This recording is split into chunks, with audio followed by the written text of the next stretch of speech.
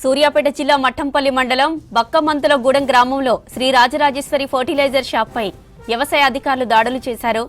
షాప్లో 11,11,000 విలువైన నకిలీ మందులు సీజ్ చేశారు.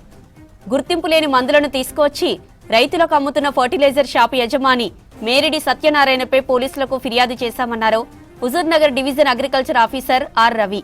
గుర్తింపు లేని మందులను తీసుకొచ్చి వాటిని ప్యాకింగ్ చేసి రైతులకు అమ్ముతున్నామని గుర్తించామన్నారు.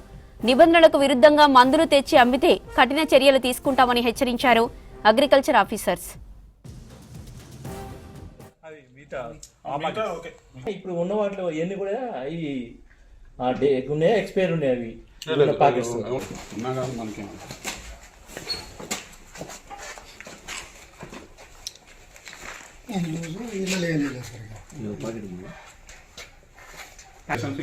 టైప్లో ఉంటుంది. హోమ్ మేడ్ అన్నట్టుగా. హోమ్ మేడ్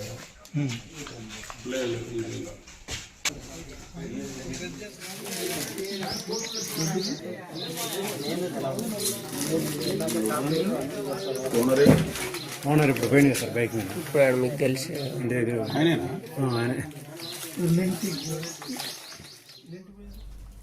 సూర్యాపేట జిల్లా మఠంపల్లి మండలం బక్కమంతులగూడెం గ్రామంలో శ్రీ రాజరాజేశ్వరి ఫర్టిలైజర్ షాప్పై వ్యవసాయ అధికారులు దాడులు చేశారు. షాప్లో 11,11,000 విలువైన నకిలీ మందులు సీజ్ చేశారు. గుర్తింపు లేని మందులను తీసుకొచ్చి రైతులకు అమ్ముతున్నట్టు ఫర్టిలైజర్ షాప్ యజమాని మేరిడి సత్యనారాయణపై పోలీసులకు ఫిర్యాదు చేశామన్నారు Huzurnagar division agriculture officer R Ravi. గుర్తింపు లేని మందులను తీసుకొచ్చి వాటిని ప్యాకింగ్ చేసి రైతులకు అమ్ముతున్నారని గుర్తించామన్నారు. నిబంధనలకు విరుద్ధంగా మందులు తెచ్చి అమ్మితే కఠిన చర్యలు తీసుకుంటామని హెచ్చరించారు అగ్రికల్చర్ ఆఫీసర్స్.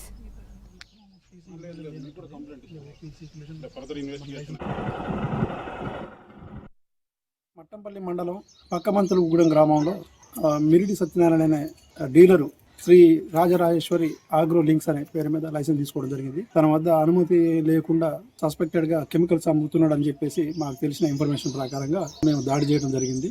ఈ దాడిలో భాగంగా మొత్తం సెర్చ్ చేస్తే దాంట్లో లూజ్ కెమికల్స్ కొన్ని తీసుకొచ్చి ఆ డ్రమ్ముల్లో వాటిని ప్యాకింగ్ చేసి అమ్ముతున్నట్టుగా మేము గుర్తించడం జరిగింది. వాటిని సీజ్ చేసేసి పోలీసు వారికి కంప్లైంట్ ఇచ్చేసి దాని మీద చర్య తీసుకున్నాము.